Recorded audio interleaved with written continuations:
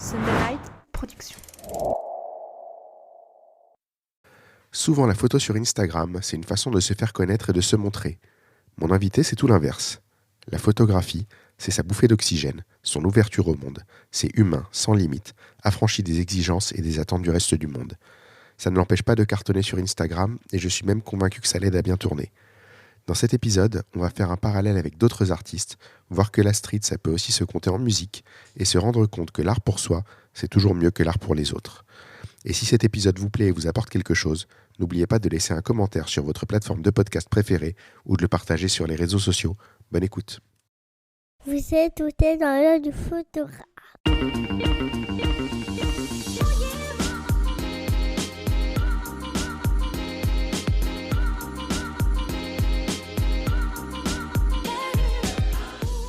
Bienvenue dans ce podcast par un photographe sur un photographe pour les photographes. Je suis Julien Pasternak et aujourd'hui, je vous emmène dans l'œil de Thierry Ménian.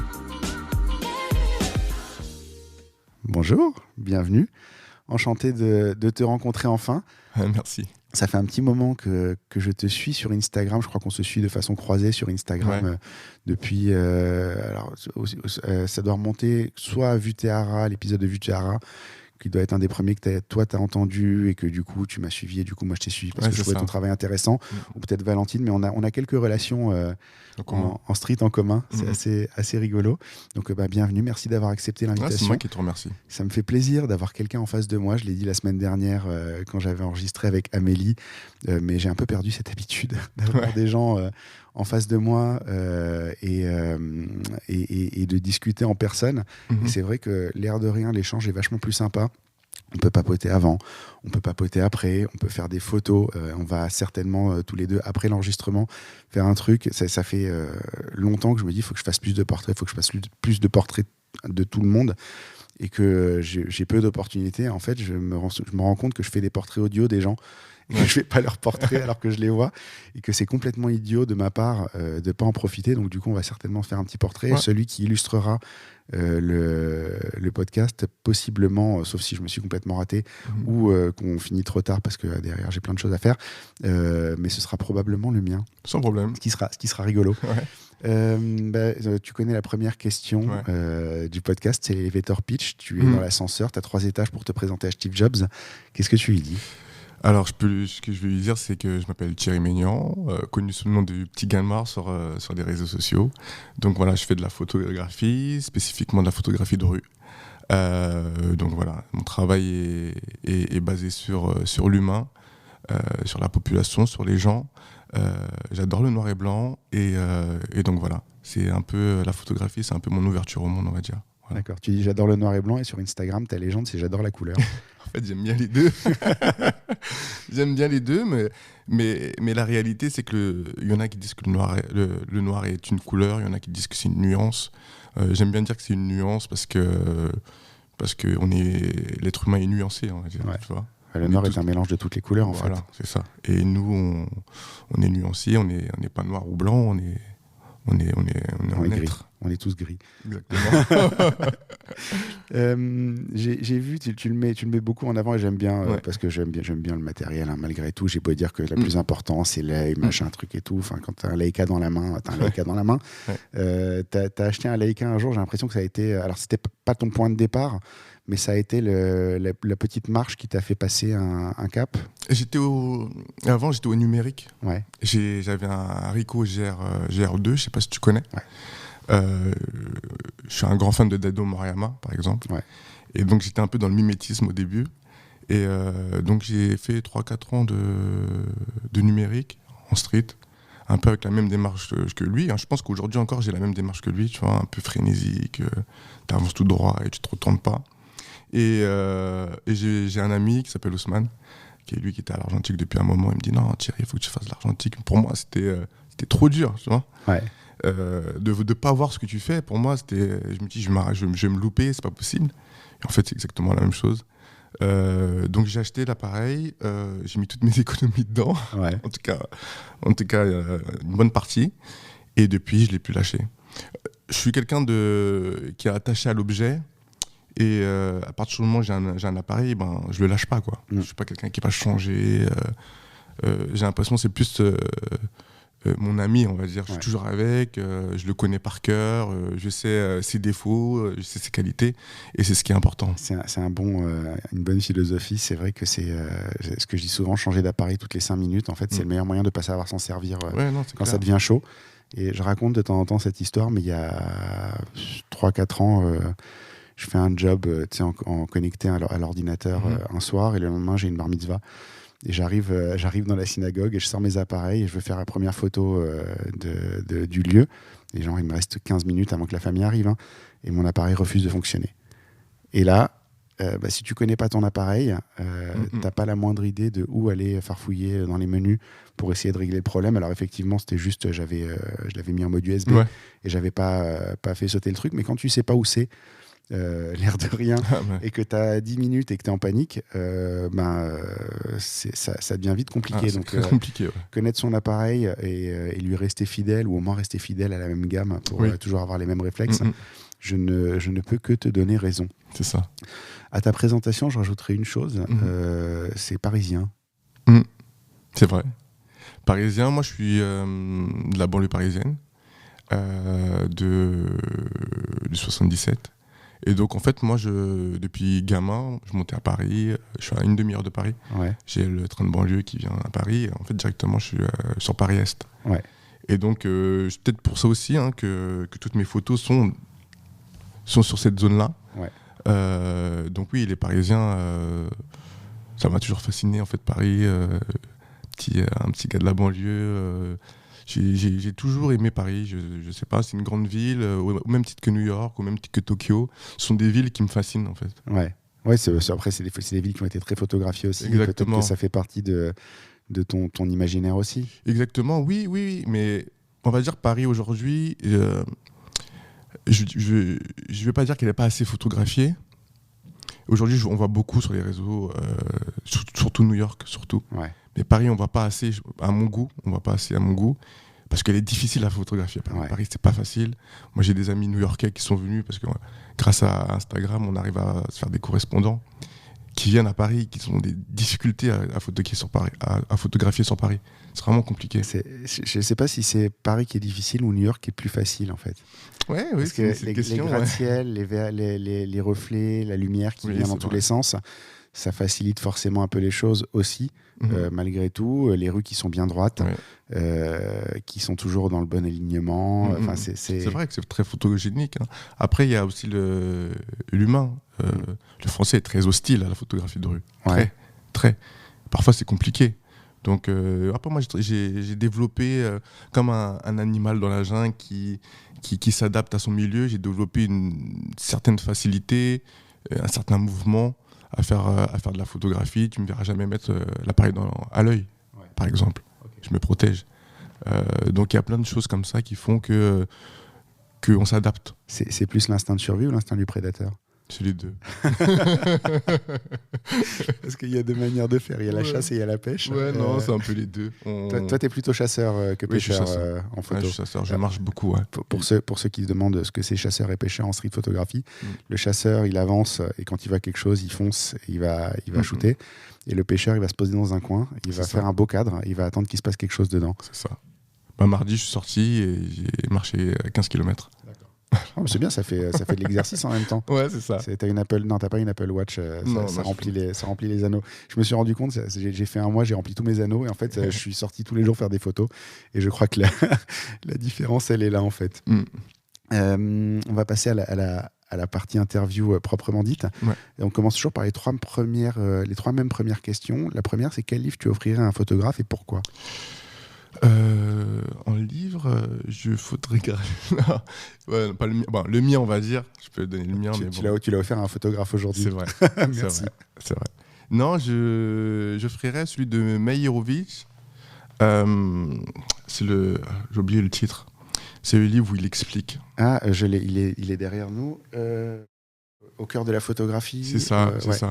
Avec un homme avec un chapeau devant. Ouais, c'est ça. Les tranches noires, il y a plusieurs livres. Et à l'intérieur, il explique un peu sa philosophie et qui est très important, je pense, pour un photographe, en tout cas pour un photographe qui veut se lancer ou pour quelqu'un qui veut comprendre la photographie.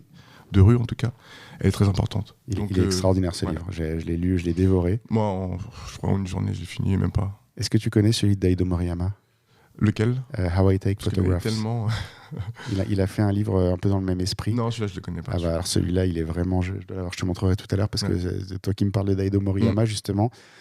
C'est un peu la même approche de livre, en fait.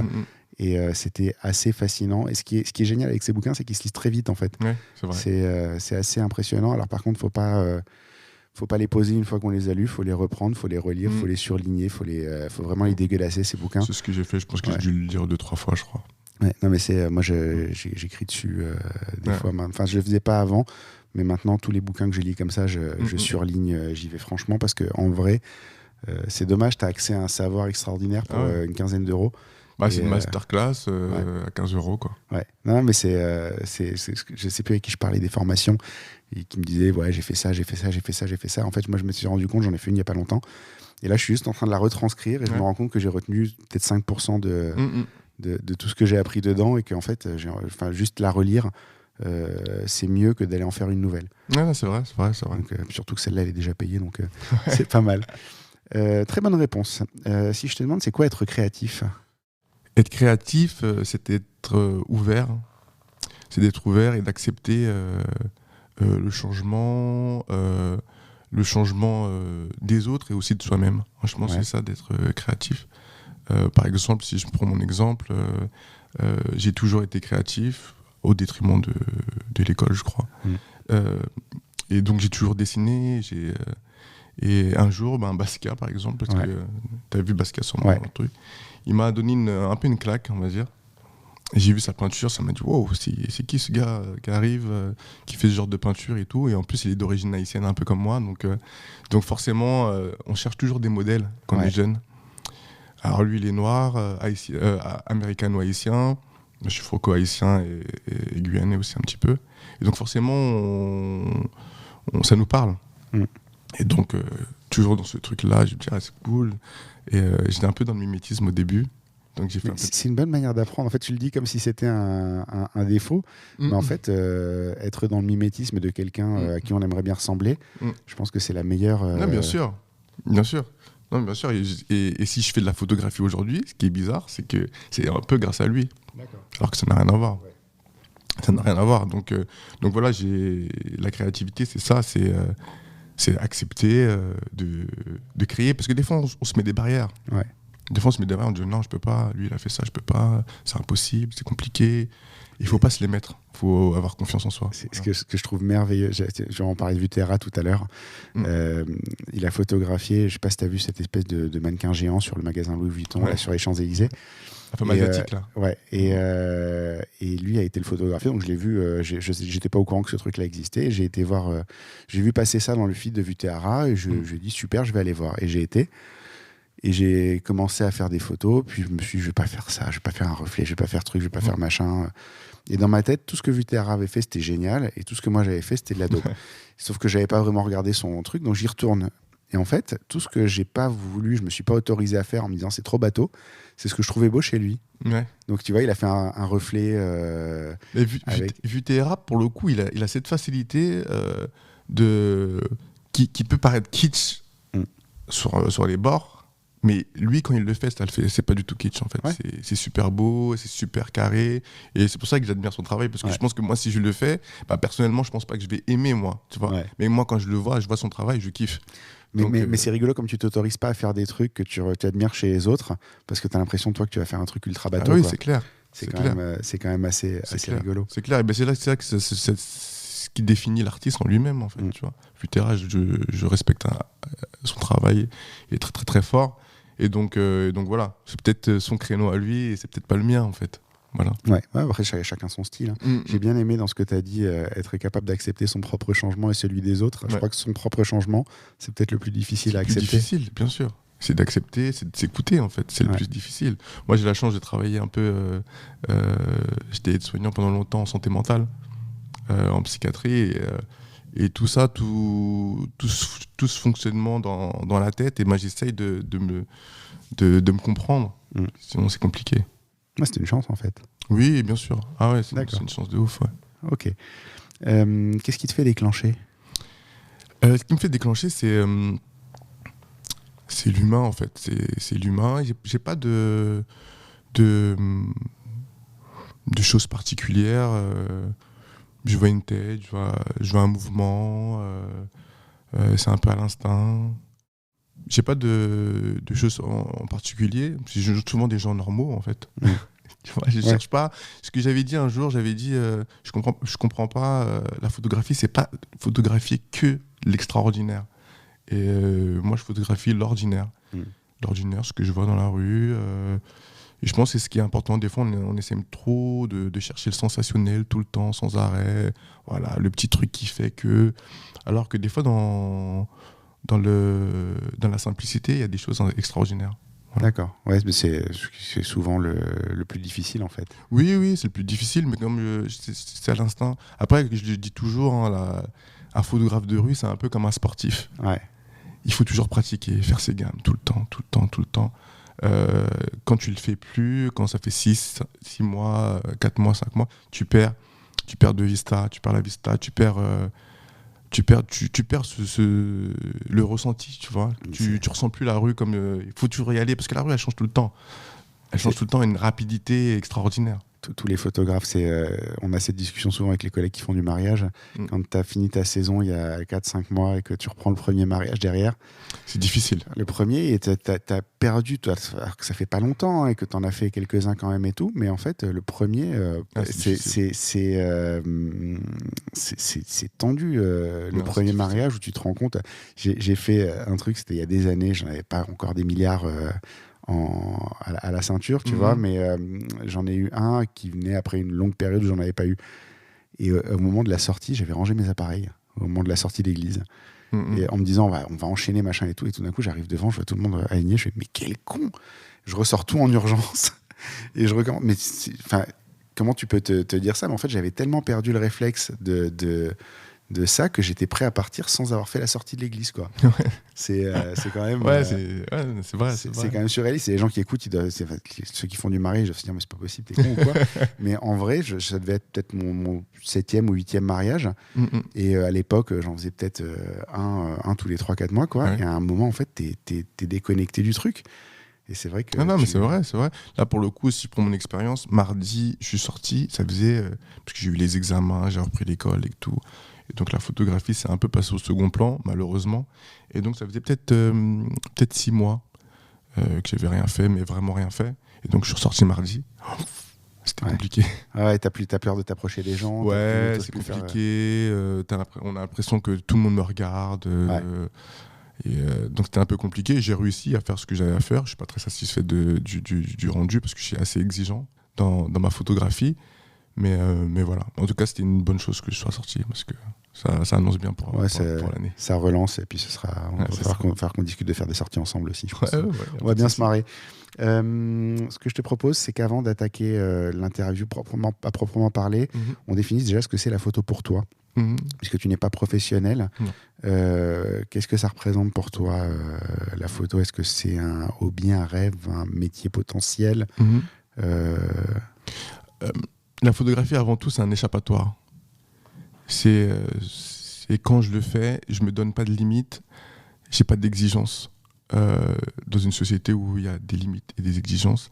Donc et je parle l'art en général, mais en tout cas là c'est la photographie, c'est le médium. Et donc si j'ai pas envie d'en faire, j'en fais pas. Ouais. Voilà. Et c'est une grande richesse et c'est une grande chance de pas l'avoir. Donc ça veut dire que si demain je suis professionnel par rapport à ça, je vais pas dire non, je vais gagner de l'argent, mais c'est vrai qu'il faudrait que je trouve autre chose pour m'échapper. D'accord. Voilà. Oui, en fait, tu pourrais plus faire de la photo pour te détendre si ça devenait un métier. C'est ça. C'est ça. Ça dépend. Si je suis payé pour faire de la photo de rue, pourquoi pas, mais il y a toujours des exigences, toujours à un moment donné. Donc c'est un échappatoire avant tout. Et puis voilà, c'est plus ça. Tu sais, comme je t'ai dit, je travaillais à l'hôpital. On en a parlé un petit peu avant. Oui, c'est vrai, c'est un peu compliqué quand même. Et moi, je travaillais en santé mentale et en psychiatrie, donc forcément, c'est compliqué. Des fois, t'as l'écrit, etc. Et faire de la photographie, comme je travaillais en demi-journée. Et donc, l'après-midi, j'allais sur Paris faire de la photographie, ça me faisait du bien. Et c'est comme ça que j'en ai fait, en fait. Voilà. Donc, tu viens de le dire, la question suivante, c'est tu fais quoi dans la vie, mais tu viens de le dire. Je suis étudiant maintenant. T'as une vraie démarche artistique par rapport à ça. Tu vois, c'est ce que tu venais de dire, où tu fais pas les choses par obligation, tu fais pas les choses parce que tu dois les faire, tu fais pas les choses pour plaire aux autres. Et d'ailleurs, c'est un des points qu'on va aborder un petit peu plus loin, parce qu'effectivement, t'es pas réellement mis en avant. Si on fait pas gaffe, on peut ne pas savoir qui tu es, à quoi tu ressembles, et avoir particulièrement d'informations sur toi par rapport à tes photos. Mais dans ta démarche, tu as fait un zine que tu m'as offert, que merci beaucoup, qui est très beau. Normal.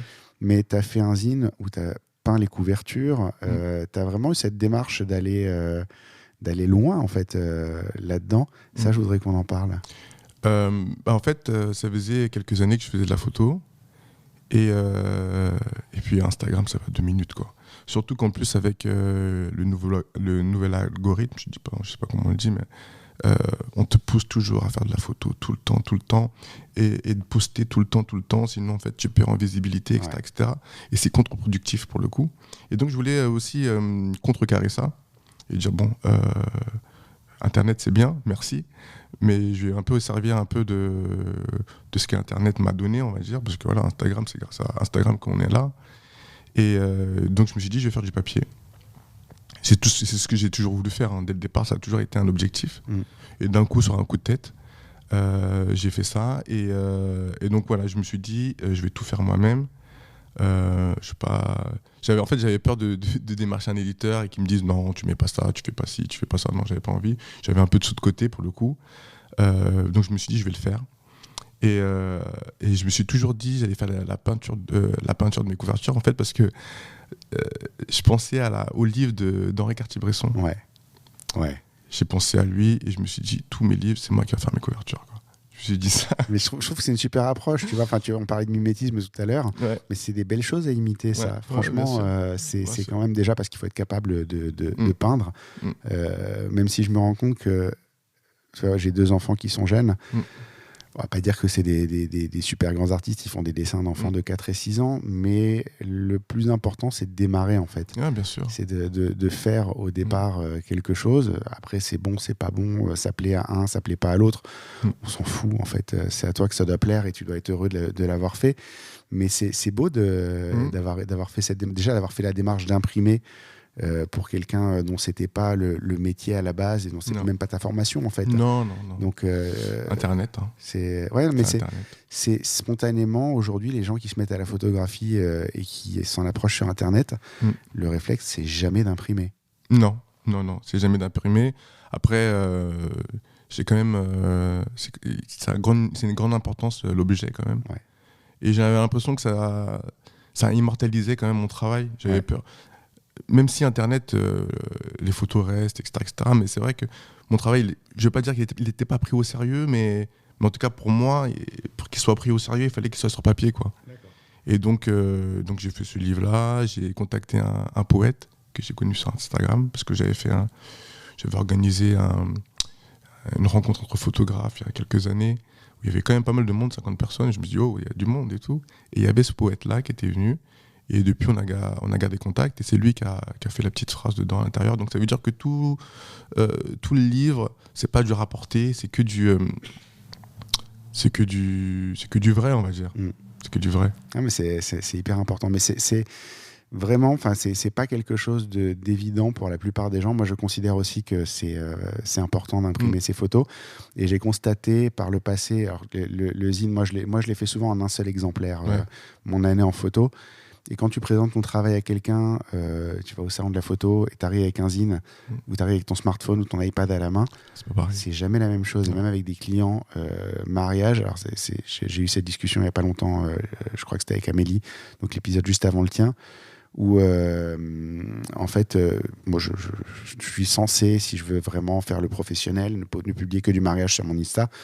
Mais j'ai pas envie d'avoir 2 comptes distincts pour tout ce que je fais. J'en ai déjà plein entre le podcast, mon ancien compte, mon nouveau compte, truc et tout. Donc je fais street, mariage, et un peu tout ce que je fais en fait sur le même compte. Et a priori, c'est très contre-productif parce qu'il y a plein de gens en fait qui comprennent pas ce que je fais. Sauf que les gens qui comprennent ce que je fais, bah, c'est mes clients parfaits. Et il y en a. Ils sont rares. J'en ai pas 50 par an, mais j'en ai 3.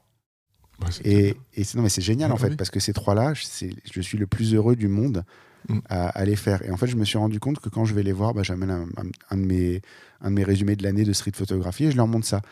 Et en fait, t'as pas le même regard que quand t'arrives avec ton iPad et que tu dis regardez ce que j'ai fait, ou que t'arrives à écrire en disant vous avez vu mon site, voilà quoi. Ouais. T'arrives avec un bouquin, t'es un artiste génialissime, quoi. Ouais, c'est vrai. Mais ça donne direct du cachet, on va dire. Et puis les gens, ils comprennent un peu mieux les choses.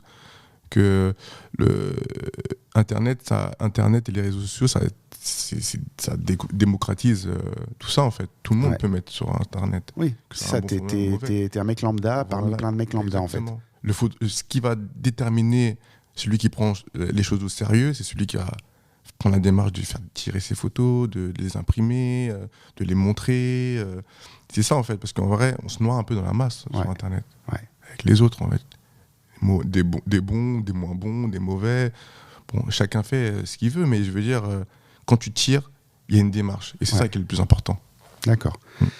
Il y a une chose qui m'a tout de suite attiré dans ta photo. La première fois que j'ai regardé ta page et les fois suivantes, ça s'est confirmé, c'est que tu cherches pas, alors c'est la continuité de ce qu'on vient de dire, tu cherches pas à te mettre en avant. Tes photos, elles existent par elles-mêmes, elles racontent leur histoire. Leur histoire, c'est pas la tienne. Toi, tu es juste la personne qui tient la photo. Finalement, le seul truc qui va attirer l'attention sur ta personne, c'est ton pseudo et de temps en temps un portrait fait par quelqu'un qui est sorti avec toi. Mais en vrai, on peut tout à fait passer à côté de ta personne en regardant tes photos. Pour le pseudo, j'avais mis le petit cas noir parce qu'en fait, j'avais remarqué qu'il y avait beaucoup de personnes qui faisaient du noir et blanc sur Instagram, en street photographie, il y en avait quand même pas mal. Et je trouvais que c'était un nom qui résonnait bien, qui avait résonance. Et le petit gars noir, pourquoi ? Parce que voilà, je suis un petit homme. Ouais, je fais 1m88, mais je veux dire... je m'attendais, tu sais quoi, je me posais la question avant que tu arrives, comme on s'était jamais vu, je me suis dit, est-ce qu'il est vraiment petit ? Parce qu'il n'a pas l'air petit, en fait. Non, je suis pas petit. Non, mais je suis petit dans ce monde. Je suis petit sur Paris, je suis petit où je vais en fait. C'est tellement vaste que c'est pour ça en fait le mot le petit, c'est avec humilité. Je viens avec humilité photographier les gens, que ce soit à Paris. J'ai fait un peu Tokyo aussi. Comme je te dis, j'étais un peu dans le mimétisme un peu de Daido. Je suis parti là-bas avec limite. Franchement, c'est un des plus beaux voyages qu'on peut faire en photographie, ça. C'était incroyable. C'est un pays tellement fou, le Japon. C'était incroyable. Je pense que je repartirai là-bas. Et donc voilà, donc le petit gars noir, c'est pour ça. Et il y a un peu de poésie en plus dedans, du coup. Oui, toujours. La poésie, c'est important. et oui, non, je me mets toujours en retrait, moi, dans ce que je fais, dans la photographie. Est-ce que c'est mon côté soignant qui fait ça, qui laisse toujours la place à l'autre et qui laisse exprimer les personnes? Je pense que c'est ça. Ou est-ce que c'est pas juste la bonne façon de faire des photos qu'on a oublié parce que tout le monde est trop occupé à se mettre en avant ? Peut-être. Parce que prends tous les boulots, je pense que tu as vu les mêmes que moi, mais on doit être inspiré à peu près par les mêmes choses.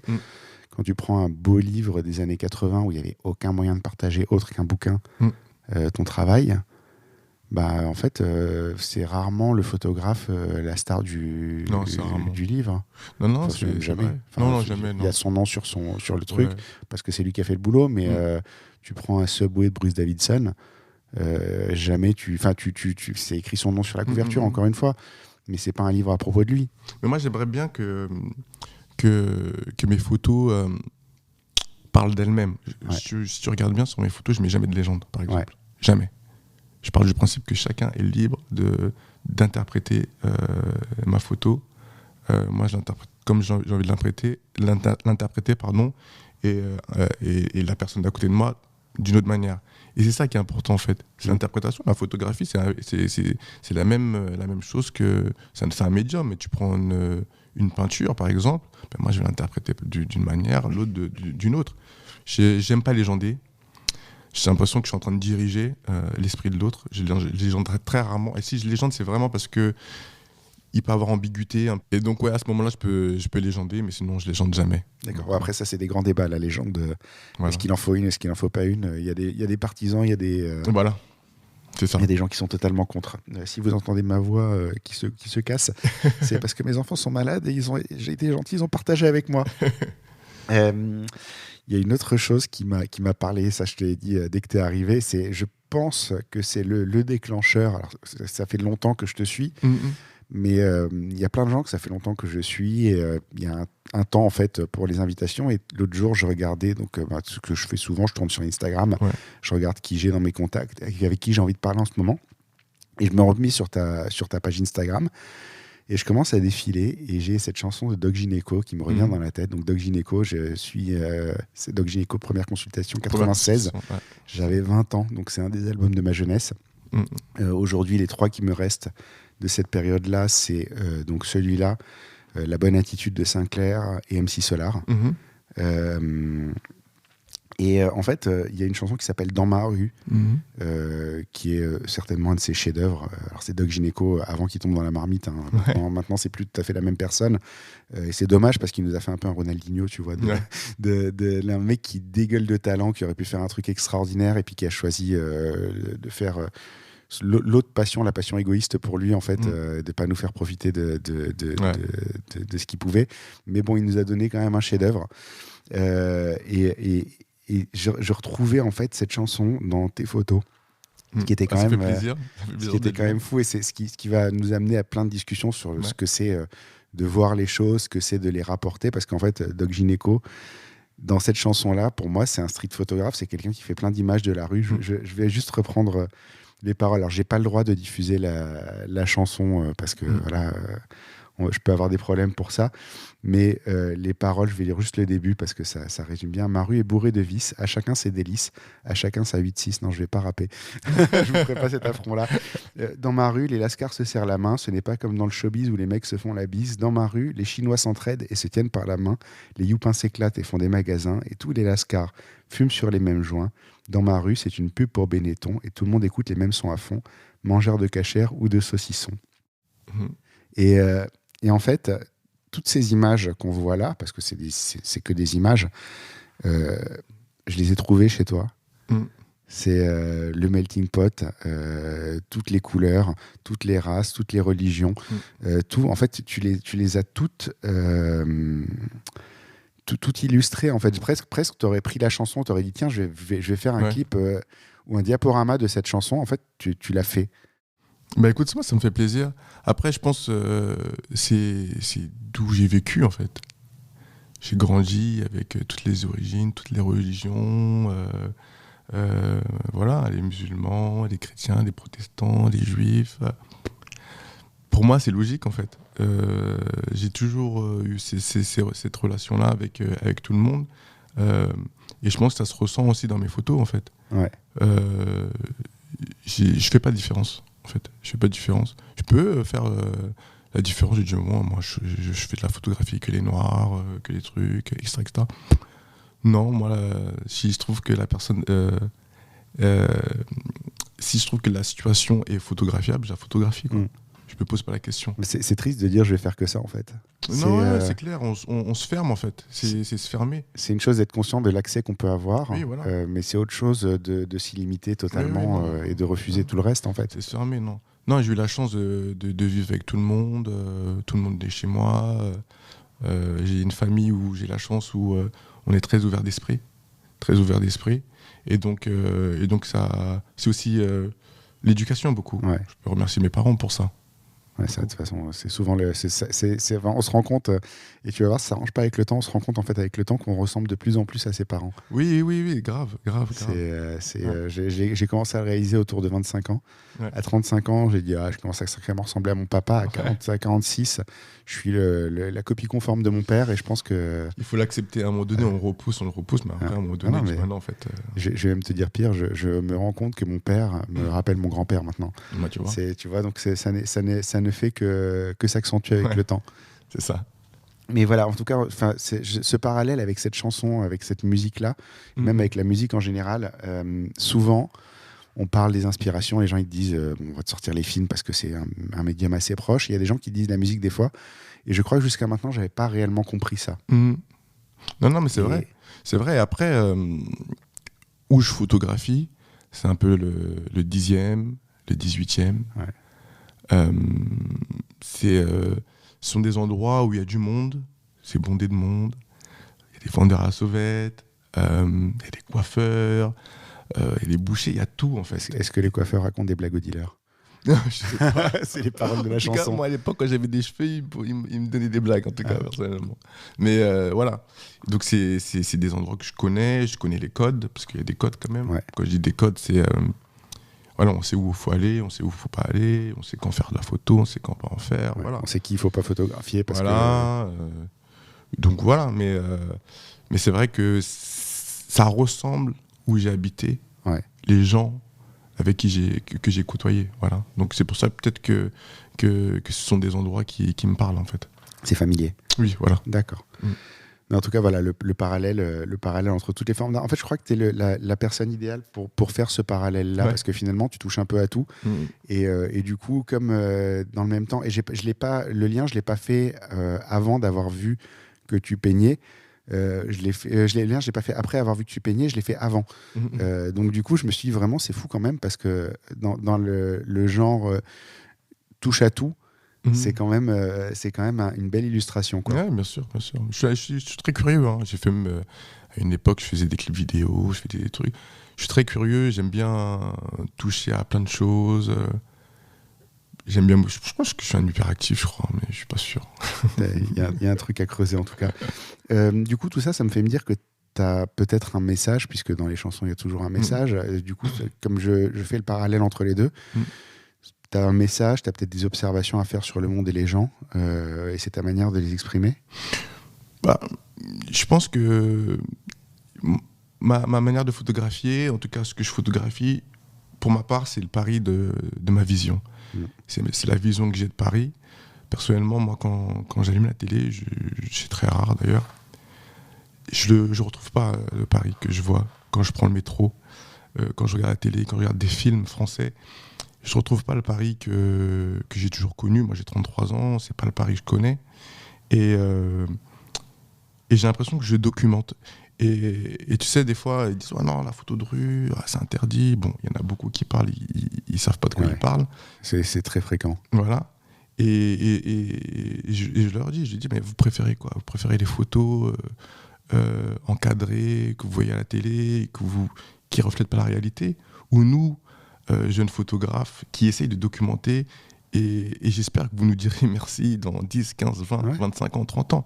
C'est ça la réalité. En tout cas, moi, j'essaye de photographier une partie de Paris. Marc, Antoine ou Mohamed, j'espère qu'il photographie une autre partie avec sa vision. Et à ce moment-là, nous, on réunit tout ça, comme les photographes de New York, à une certaine époque. Oui, c'est les regards différents, voilà, en fait, qui font une vue générale de la ville, et plus réaliste en tout cas. Exactement. Et c'est ça qui est important. Et je dis New York, mais ça peut être Tokyo, parce que c'est les deux villes qui me parlent en termes photographiques. Pardon. Ouais, c'est des bonnes références. Du coup, je t'ai dit, tu photographies Paris, tu photographies pas Paris, tu photographies les Parisiens en fait. Oui. Parce que la ville, je la vois. Je reconnais tous les coins, je peux te dire précisément où tu es, j'y vais aussi. Mais chez toi, la ville, elle est totalement en arrière-plan. C'est vraiment les gens en premier plan. Ouais, la différence entre Paris, New York et Tokyo, je veux dire, c'est que la ville, elle est photographiable, mais c'est pas géométrique comme les autres villes que j'ai citées. Et ça peut vite tomber sur du Brassailles, sur du quartier Bresson. Voilà. Et donc, et puis moi, j'ai appris la photo de rue avec Internet, et beaucoup avec ces artistes-là. C'est très frontal. C'est très frontal, c'est l'humain avant tout. Et donc, je pense que c'est ce que j'ai appris, en fait. Je pense que si j'aurais appris autre chose, peut-être que je fais du noir et blanc, parce que les artistes qui m'ont inspiré, c'est Gary Winogrand, Viviane Maier. C'est celui que j'avais en tête. Winogrand. Lui, pour moi, c'est le boss des boss, tu vois.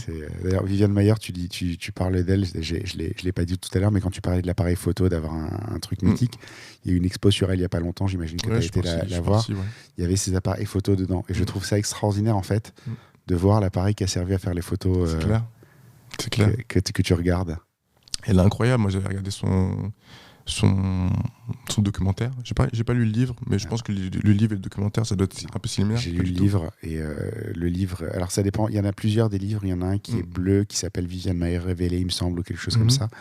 Et le livre est extraordinaire. Alors après, c'est très personnel, c'est une analyse de sa personnalité, de ses différents traumatismes à travers tout ce qu'on sait d'elle, en fait. Et je pense qu'elle a été très, très traumatisée. Enfin, c'est pas moi qui pense, c'est dans le livre, elle estime qu'elle a été très, très traumatisée. Mais par contre, le livre est passionnant. Vraiment, ça se lit comme un roman. Je pensais que c'était à peu près la même chose, en fait. Non. Alors, le documentaire a été réalisé au tout début, quand on commençait à la découvrir. Et l'air de rien, c'était il y a 10 ans. Ouais, donc en 10 ans, on a eu le temps de découvrir beaucoup de choses, notamment de développer beaucoup plus de photos, de retrouver beaucoup plus de témoignages, d'enquêter plus sur elle et de retrouver des documents. Et du coup, le livre est beaucoup plus fouillé. Le documentaire était bien, mais le livre est beaucoup plus fouillé. Mais par contre, ça se lit comme un roman, c'est très bien écrit et c'est passionnant. Viviane Mayer, en fait, moi j'ai quand même pas mal de références. Gordon Park, par exemple, ou un peu plus contemporain, André D. Wagner, Daniel Arnold. En tout cas, parce qu'on parle beaucoup des anciens artistes et des fois, ça m'embête un peu parce qu'il faut aussi parler des artistes actuels. Mais Viviane Mayer, j'adore son travail, mais c'est elle, on va dire, qui m'a mis un peu dans la photo de rue. Parce qu'en fait, son travail a été découvert il y a 10 ans. Et il y avait tout un truc sur Viviane Mayer, sur tous les sites, etc. Et en fait, c'est venu sur moi par hasard, en fait. Vraiment par hasard. Et quand j'ai vu le truc, on dirait une femme décédée, on a retrouvé ci, on a retrouvé ça. Et je vois les photos et je dis waouh, c'est quoi ça et tout. C'est incroyable ce qu'elle fait. Moi, je faisais beaucoup de peinture à l'époque. Et en fait, la claque que j'ai eue, c'est qu'en un déclenchement, j'avais l'impression que elle me donnait de l'émotion sur de la peinture où je mettais 3, 4, 5 jours dessus. Et je me dis, mais je perds mon temps. Et en plus, j'étais en autarcie, j'étais toujours chez moi en train de faire de la peinture, tac, tac, tac, tac. J'étais un peu fermé aux autres. Et je me dis, non, Thierry, je pense que c'est ce que tu dois faire. Et donc, j'ai commencé avec mon appareil photo pendant 1 mois. Et ça m'a vite saoulé. Et je me suis acheté un appareil photo. Mais après, entre-temps, j'avais fait plein de recherches, parce que moi, je suis comme ça, je suis un passionné. Quand j'aime, je fais des recherches. Et je suis tombé sur Dado Moriyama. C'est marrant parce que tu parles de l'influence qu'elle a eue sur toi. Il y en a une autre que moi, je vois, c'est justement ce côté où tu fais des photos pour toi, parce qu'elle a fait que pour elle, elle n'a jamais cherché à être connue. Enfin, apparemment, elle a cherché à un moment, mais pas plus que ça. Et finalement, ça aussi, ça a eu une influence sur toi. Oui, bien sûr. Dans le sens où tu fais tes photos pour toi, tu les partages après, mais tu les fais pas pour les partager. Je pense que la chance que j'ai eue, c'est quand je me suis intéressé à la photo, je me suis intéressé aux bonnes personnes. Donc forcément, maintenant, ça a un impact sur mon travail. Aujourd'hui, si je fais pas de la couleur, c'est parce que peut-être que les premiers, c'est pas Harry Guerrier ou je sais pas, enfin bref, des artistes. Lighter, je pense que tu cherches, voilà, qui font de la couleur. C'est pas eux que j'ai vu en premier. Et ça se trouve que ce serait eux que j'aurais vu en premier, peut-être que j'aurais pas spécialement aimé. Le noir et blanc, je trouve que il est très important pour définir l'homme. C'est une autre approche. Après, ça raconte pas la même chose. Et il y a moins un côté. Je pense aussi que ce qui joue dans le noir et blanc, c'est peut-être le côté un peu nostalgie. Parce que la photo, elle vieillit. Une photo aujourd'hui, elle n'a pas la même valeur que dans 20 ans. C'est vrai. Et peut-être que de ce point de vue-là, le noir et blanc, entre guillemets, vieillit mieux. Il vieillit mieux. Après, moi, j'ai un avis un peu sur la couleur que j'adore. Franchement, des fois, je vois des photos en couleur. Je dis waouh, c'est trop bien et tout. Mais je me dis que j'essaye des fois d'en faire un petit peu, mais je trouve que ça me correspond pas. Je trouve que la couleur, elle oriente quand même pas mal. Je trouve qu'elle a ce côté séductrice, quoi.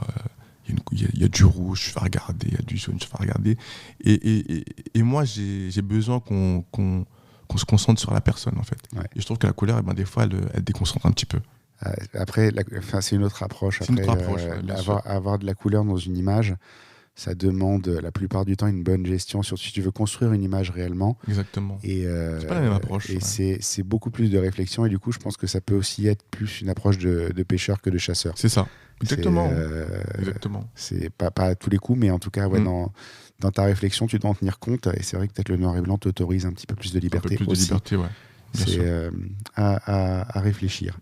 La question suivante, c'était que tu avais les codes de la photo de rue new-yorkaise à Paris. Tu as commencé à y répondre, mais c'est vrai que c'est quelque chose, quand on en parle, on a l'impression que les New-Yorkais ont justement ce terrain de jeu extraordinaire et que c'est difficile de le reproduire ailleurs. Et toi, en fait, tu y arrives. Ouais, j'y arrive parce que je me suis quand même pas mal inspiré, vraiment. Moi, je parle pas beaucoup de matériel et de technique, mais bon, la technique, il faut la savoir pour essayer de s'affranchir. Donc, c'est une réalité. Et donc, je travaille beaucoup à une grande vitesse. Ouais. Moi, je suis toujours à 1 millième, quoi. Tout le temps à 1 millième. Donc, parce que j'ai besoin d'être rapide, en fait, pour pas qu'on me voie. J'ai besoin d'être rapide tout le temps. Et donc ça, c'est ce que j'ai appris chez les Américains, j'ai appris chez les Japonais aussi, parce que c'est aussi très frontal, hein, même plus, je crois, par moment. Et donc voilà, j'ai toujours été fasciné. Moi, j'ai Cartier-Bresson, Brassailles, Doisneau, Willy Ronis, je les connais tous. Hein. Ouais. C'est pas une photographie qui me parle plus que ça. C'est une photo humaniste.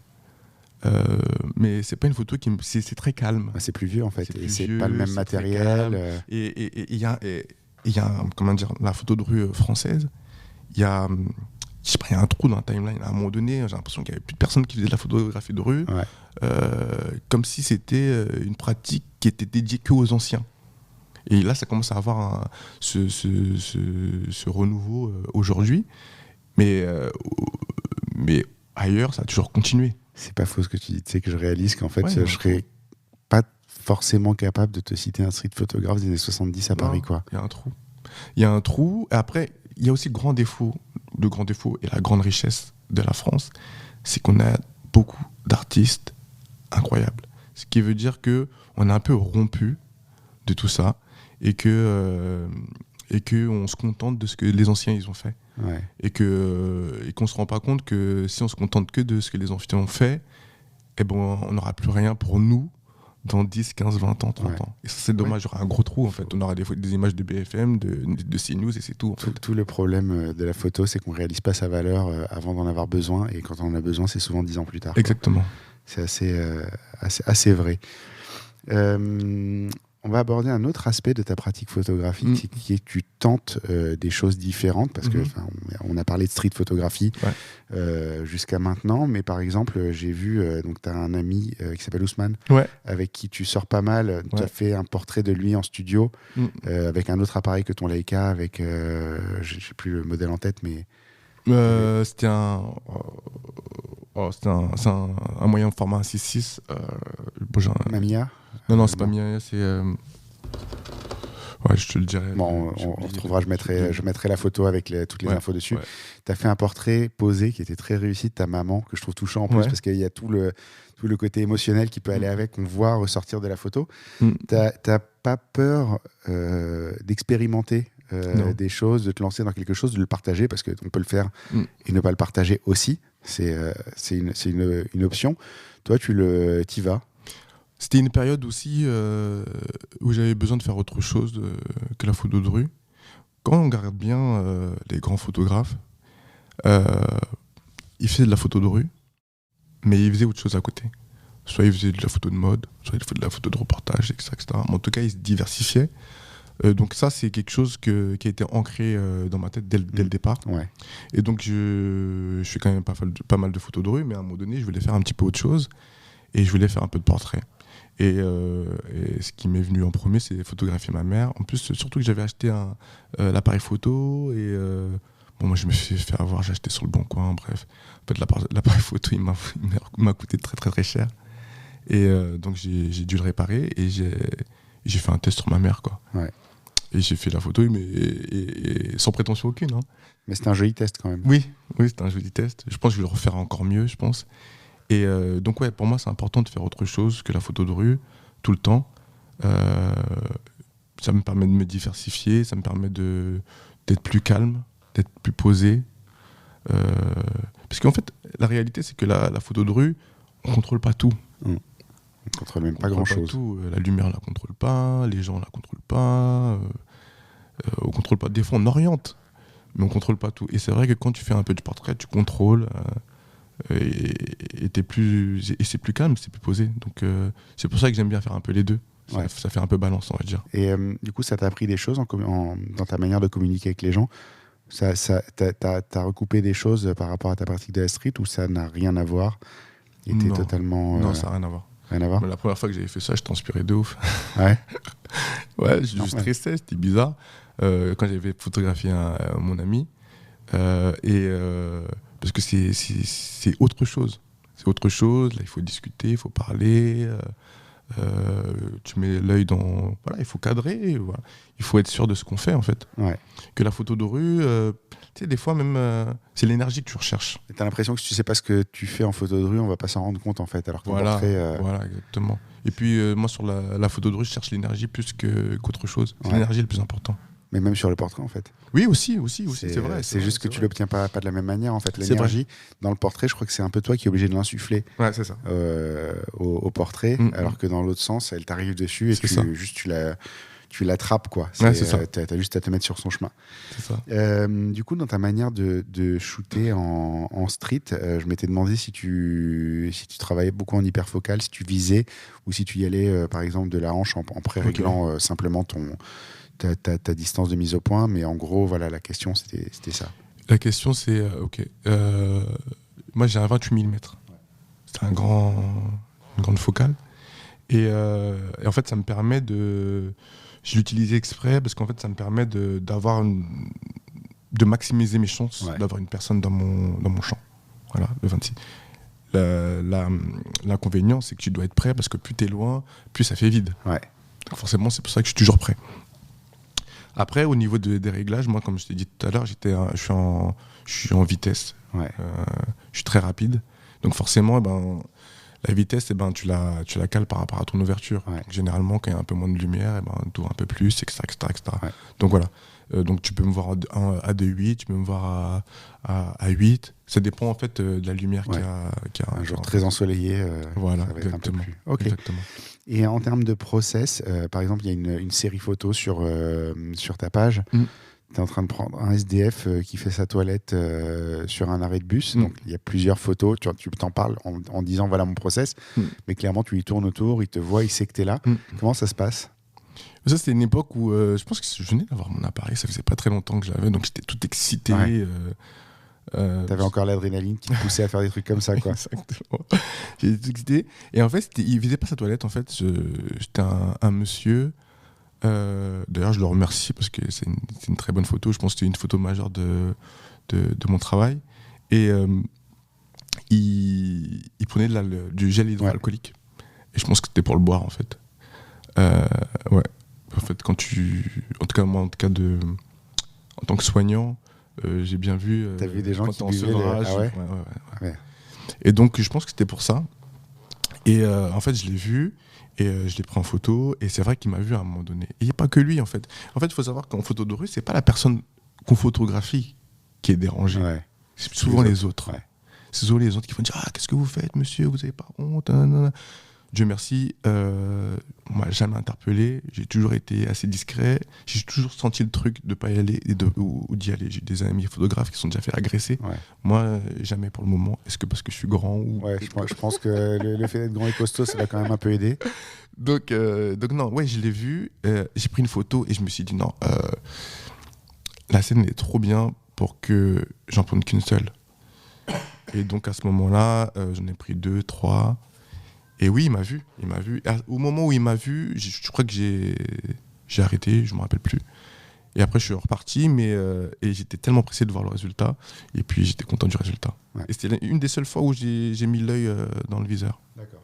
Donc, c'est vraiment du coup, pour montrer ton process, tu as pris le seul truc où ce n'était pas vraiment ton process En fait, au début, je ne mettais pas. Et pour être sûr, je l'ai mis. D'accord. J'ai pris le risque. Elle est réussie, en tout cas. Ouais. Elle est réussie, en tout cas, la photo.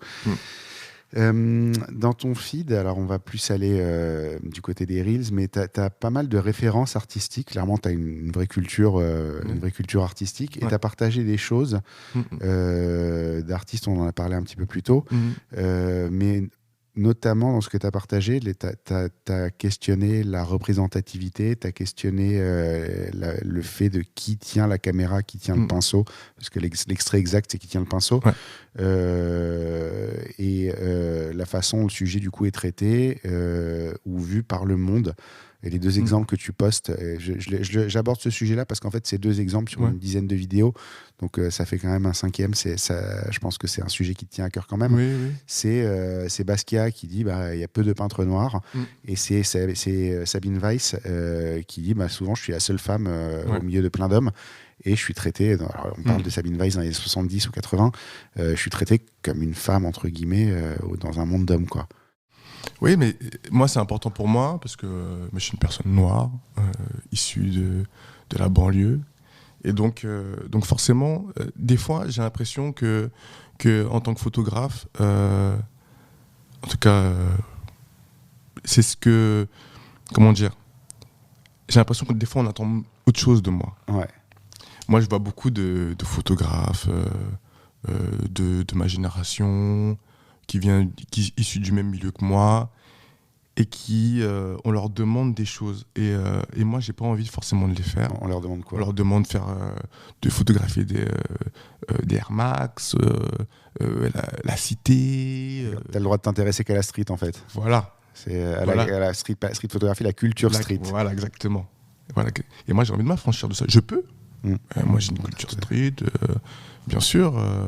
Moi, demain, je connais plein de choses, il n'y a pas de souci. J'adore, en fait. C'est d'où je viens. Mais je ne suis pas obligé de le faire.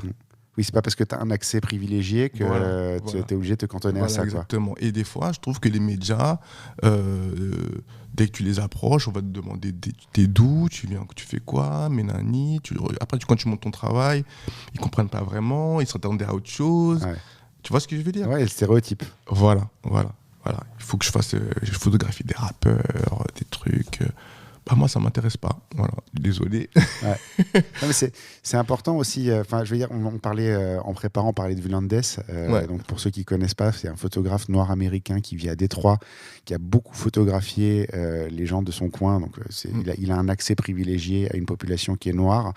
Et qui est très street. Alors les Américains, je veux pas qu'on interprète mal ce que je vais dire parce qu'il y a beaucoup d'armes et des choses comme ça, mais en fait les Américains, d'une manière générale, les armes, c'est comme les voitures chez nous. Tu vas au forum du tuning en région parisienne, t'as les mêmes discussions là-bas entre tous les gars qui parlent des flingues. Moi j'étais à Miami, ma femme elle a vécu 6 mois à Miami. Elle s'est fait plein d'amis et du coup quand on y va on a plein de potes et un jour on était invités à dîner chez une de ces amies là et donc les filles elles sont d'un côté, elles papotent et moi je me retrouve avec les gars à papoter et ça parlait flingue et je te jure c'est la discussion la plus surréaliste que j'ai jamais eue parce que ils te sortaient des trucs et c'est quoi le calibre et des trucs, il te sort des munitions, il te sort le flingue devant toi quoi. Je dis mais tu fais quoi là et tout. Non, en fait eux c'est toi tu parles de bagnole ou d'un appareil photo, eux ils parlent de flingue. Donc je veux pas que ça soit mal interprété non mais parce qu'il y a des gens qui vont faire le lien en disant ouais les armes machin truc, c'est là-bas c'est un sujet tout à fait normal. Mais effectivement Vulandes il a cette espèce de mix parce qu'il a accès à ça. En même temps, il en est un petit peu sorti par moment. Enfin, il arrive à en faire quelque chose d'autre. C'est-à-dire qu'il a cet accès, mais il arrive à ne pas en faire une caricature du truc qu'on attend de lui. Bon, avant de partir en couille dans YouTube et de répondre aux demandes de l'algorithme en testant du matériel, malheureusement, ça me fait un peu chier qu'il devienne ça. Parce que c'est un type qui a un talent fou. Mais du coup, si on parle de l'accès à un certain type de sujet, tu peux l'exploiter, mais en faire autre chose, parce qu'on attend en fait. Non, bien sûr. Après, je suis pas fermé, parce qu'on va m'attraper par le col. Ouais, Thierry, t'avais dit ça, etc. Non, je suis absolument pas fermé à le faire. Mais c'est vrai que des fois, on attend ça de toi, en fait. Parce que tu viens de là, on attend ça de toi, tu vois. Et donc non. C'est pour ça que je parle beaucoup de ça, en fait. Et ça m'a parlé, en fait, quand j'ai entendu Basquiat le dire. Parce qu'en fait, directement, ils l'ont vu. Et lui-même, il en est conscient. Si on l'a mis en avant, c'est parce que voilà, il est noir, son travail est un peu pictural, un peu brut, et lui, il le sait. Mais il a été intelligent, il a su en profiter. Il a su le mettre à profit. Bien sûr. Et lui-même, il le dit. Ouais. Bien sûr, il en a conscience. Et c'est ça l'intelligence, en fait. C'est ça l'intelligence. Donc non, c'est pour ça que ça m'a beaucoup parlé et ça parle à beaucoup de personnes. Ouais. À beaucoup de personnes. Ouais. D'accord. C'est une belle façon de voir les choses. On en revenait pour moi au côté dans ma rue, au melting pot un petit peu et tout. C'est-à-dire que tu as le regard qu'on attend de toi, que tu n'es pas obligé d'accepter ou de renier. Et en même temps, ce regard, tu peux l'appliquer à plein d'autres choses, en fait. Ouais, c'est vrai. Et du coup c'est ça qui fait qu'on est unique, au final. Je pense que Basquiat, c'est ce qu'il a fait aussi. Bien sûr. C'est qu'en fait, il y a ce que les gens, ils attendaient de lui. Et il a joué le jeu dans ses règles à lui. C'est ça. Et en même temps, il en est sorti quand il a pu en sortir. Et ça ouvre l'esprit, quoi. Mais c'est clair. C'est clair. Du coup, si je te demande ton message... Mon message dans ma photographie, ouais. Ou en général, dans ton art, de manière générale, parce que je pense qu'on peut dire mon message, c'est s'ouvrir aux autres, comprendre, savoir écouter, en fait, et savoir observer. Voilà. Parce qu'on arrive à une période où on n'observe pas trop, on ne sait pas trop ce qui se passe autour de nous, on regarde peut-être plus que ce qu'on fait nous-mêmes, et on se perd un petit peu. Donc ouais, mon message c'est ça, c'est photographier, parce qu'en vrai ce que je photographie c'est pas des choses extraordinaires, je le redis, mais c'est pas des choses extraordinaires, ce sont des choses classiques de la vie et que parfois ça m'étonne un peu que les gens me disent ouais c'est trop bien, etc. Ça m'étonne parce que parfois je trouve pas que je fais des trucs de ouf quoi.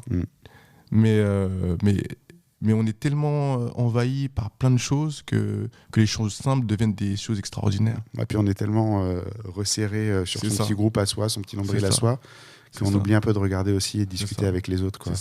Donc ouais, vivre ensemble, c'est le maître mot. En fait. C'est vivre ensemble. Parler ensemble. C'est pour ça en fait, dans ma photographie, il y a de tout en fait. Il y a de tout. Parce que moi je pars du principe, moi je suis fils d'immigrés pour le coup. Et je pars du principe qu'on peut vivre tous ensemble. Je l'ai vécu pendant des années avec n'importe quelle origine, n'importe quelle religion. Et je ne comprends pas encore ce débat-là. Et je pense que ma photographie est là pour montrer ça, en fait. Je pense que ce débat, il est là justement parce que les gens, ils se referment sur leur petit groupe à eux. Ouais. Et que du coup, ça exacerbe tout. Quoi. Ouais, et du coup, tu n'as pas le droit de regarder. Si tu n'es pas juif, tu n'as pas le droit d'aller photographier les juifs. Si tu n'es pas noir, tu n'as pas le droit d'aller photographier les noirs. Si tu n'es pas rebeu, tu n'as pas le droit d'aller photographier les rebeux. Et c'est en fait, à un moment, ce qui est sympa aussi, c'est d'avoir les regards croisés d'un juif qui va photographier un noir, un arabe qui va photographier un juif, et de regarder en fait comment les autres ils nous voient aussi, quoi. Ah, bien sûr. Pour le coup, là, il y avait un livre que je voulais absolument avoir, il s'appelle Haïti de Bruce Gilden. Ouais. J'arrivais pas à l'avoir. Bon bref, il y a un ami photographe que je connais sur Instagram, il me dit écoute, je suis dans une librairie, le livre il est là. Je suis ok, d'accord. Achète. Donc je suis parti le voir et donc je l'ai acheté. Je connais Bruce Gilden, je trouve qu'il est très très agressif dans sa photographie. Je suis pas un photographe que j'apprécie plus que ça, mais je me dis bon. Le boulot est extraordinaire, j'aime pas trop la personne, moi. Oui, voilà. Et donc je le prends parce que je me suis dit bon, c'est Haïti, il faut que je regarde. Il y a pas trop de livres sur le pays et tout, donc je le prends et tout et je le lis et je regarde. Et je regarde, je me dis, il est cool le livre quand même, il est cool. Mais moi, je suis pas un Haïtien, moi. Je suis français. Je suis venu ici il y a 2 ans. Je suis français. Donc je le montre à mon père et à mon grand frère. Et je vois que mon père et mon grand frère, ils froncent les sourcils. Ils disent, c'est quoi et tout. C'est pas Haïti, c'est pas ce que ça représente. Et là, j'ai vu qu'en fait, Bruce Gilden, il a montré une partie d'Haïti, en tout cas, sa vision d'Haïti. Ouais. C'est pas la vision de mon père qui a vécu des années là-bas, c'est pas la vision de mon frère qui a vécu des années là-bas en fait. Et donc le livre il est important, mais si je le montre à mon père, il va le jeter. Ouais. Non, c'est ce qui est fou, ce que tu es en train de me dire là. Il y a pas longtemps, on m'a contacté pour une bar mitzvah, encore une fois. Tu vois, les stéréotypes. Hein. Moi, je suis juif, j'ai le droit de faire les bar mitzvahs. Et en fait, la cliente, je n'étais pas dispo. Je lui dis, mais écoutez, si vous voulez, je peux vous envoyer un collègue. Elle me dit, est-ce qu'il connaît ? Et je dis, mais ce serait peut-être pas plus mal qu'ils connaissent pas plus que ça. C'est-à-dire, il y a ce que tu dois savoir, c'est évident. Quand tu vas dans un mariage juif, le oui, c'est pas un oui, c'est la femme qui ferme le doigt sur l'anneau, ça veut dire oui. Et c'est important de savoir ça pour prendre la photo de ce moment-là, parce que si tu n'es pas conscient de ce que c'est, tu passes à côté. Mais après, des fois, ça fait du bien aussi d'avoir quelqu'un qui a un regard totalement neuf. Parce que moi, je connais tout. Je vais me positionner de telle manière pour le verre cassé, je vais me positionner des trucs et tout. Quelqu'un qui ne sait pas tout ça, finalement, pour peine qu'il se documente un peu quand même, mais peut-être il aura un autre regard. Peut-être qu'effectivement, je peux comprendre que ce regard ne te plaira pas forcément, parce qu'il sera peut-être plus critique, ou il sera peut-être moins naïf, ou il sera peut-être moins dans l'adoration du truc, tu vois.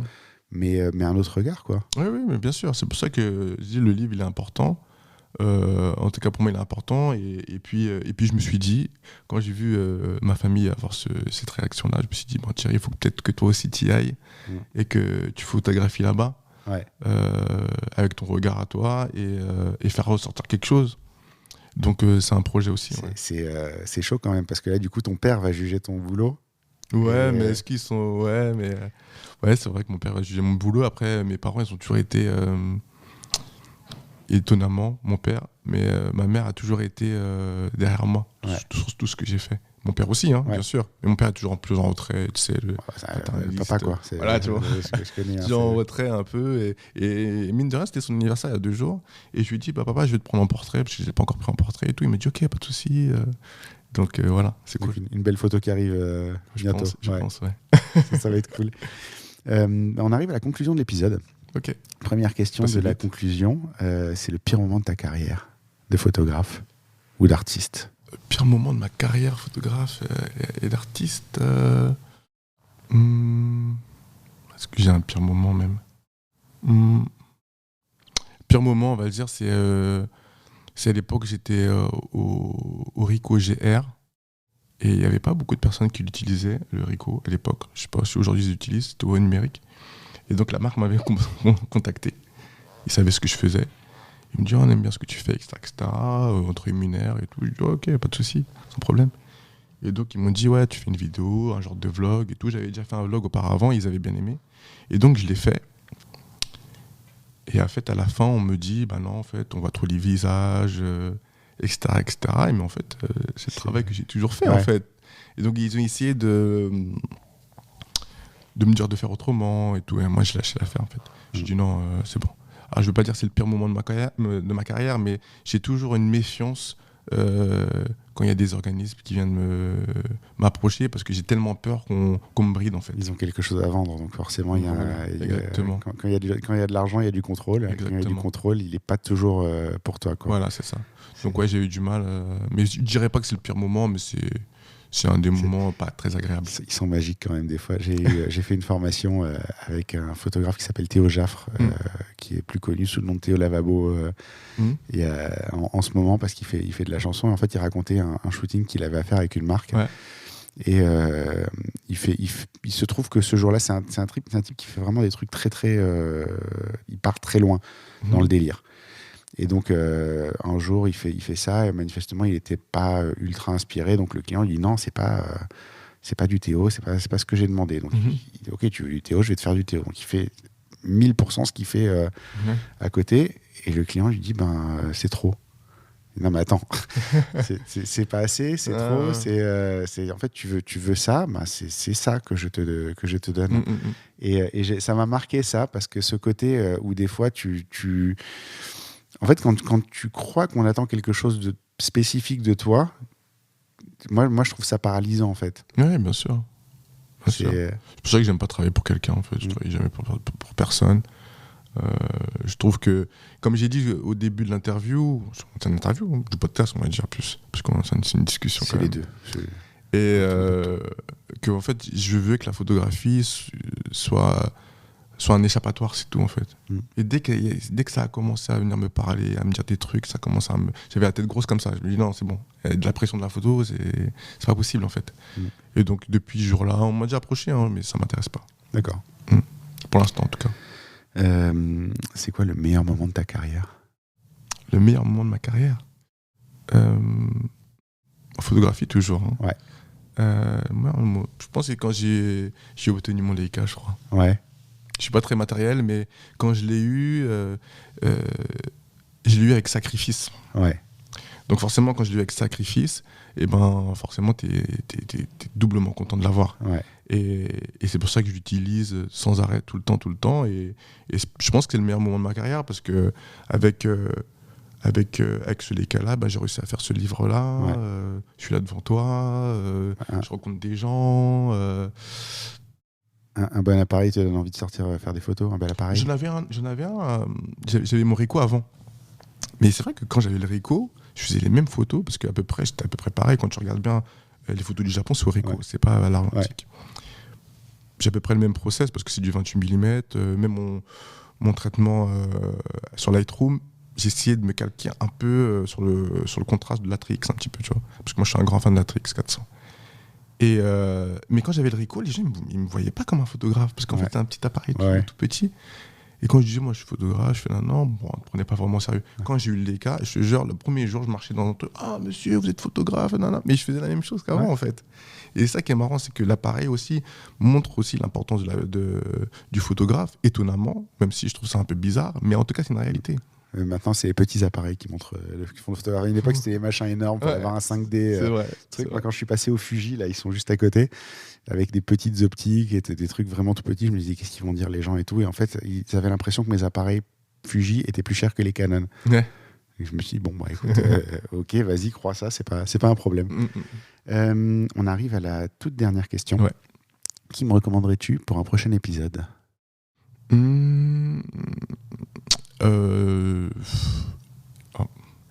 J'en ai deux, on va dire. J'ai un ami, puis deux amis. J'ai un ami, c'est Ousmane. Ousmane, j'ai déjà repéré.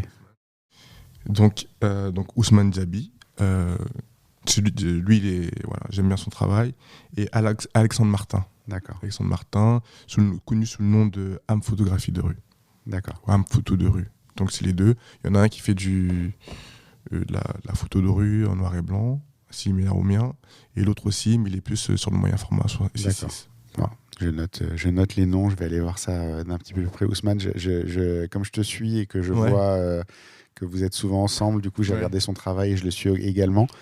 Et après, c'est juste une question d'équilibrer mes épisodes aussi, pas avoir deux profils qui se ressemblent trop proches. Mais bon, en tout cas, il est déjà dans ma liste et ce sera une discussion qui arrivera un jour. Et puis, on va voir pour tout le reste. Où est-ce qu'on peut te retrouver sur Internet, les gens qui voudraient te suivre? Je mettrai tous les liens dans les épisodes. Mais... moi, c'est le petit gars noir sur Instagram. Moi, j'ai pas de site internet. Pas de site internet non, j'ai juste le petit gars noir sur Instagram, c'est tout. D'accord. Écoute, voilà, l'adresse où te retrouver. Je mettrai les notes, je mettrai le lien dans les notes d'épisode. Il me reste à te remercier d'avoir participé à cet épisode. C'est moi qui te remercie, franchement, ça me fait plaisir. C'était fascinant. Et, après, c'est des profils de street photographie. Je veux dire, moi, je suis toujours hyper enthousiaste sur des profils comme le tien. Donc voilà, maintenant, tout ce qu'il nous reste à faire, c'est d'aller faire une sortie photo ensemble. Ou 10. Pas de souci. Et puis, c'est parti. Merci beaucoup. Merci.